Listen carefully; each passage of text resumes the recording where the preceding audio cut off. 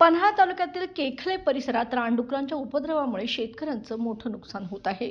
शेतकरी संदीप सर्जेराव पाटील यांच्या गणेशबाग शिवारातील 14 गुंठे ऊस, 5 गुंठे भात आणि 6 गुंठे भुईमूग पीक रानडुकरांनी उद्ध्वस्त केल्याची घटना समोर आली आहे। या भागात ज्योतिबा, गिरोली घाट परिसरातून गवे, रानडुकरे, साळींदर आणि तरस यांसारखे वन्य प्राणी वारंवार शेतांमध्ये घुसून पिकांची नासधूस करत आहेत।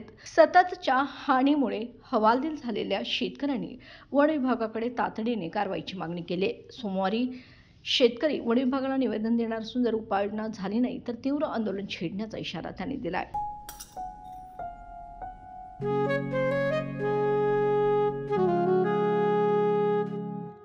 बाबा, आज येताना बासुंदी घेऊन या ना। अगं, कालच आपण आईचा वाढदिवस होता म्हणून आणली होती ना।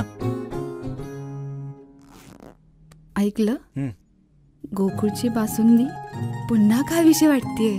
खरं सांगू, मलाही खावीशी वाटतेय।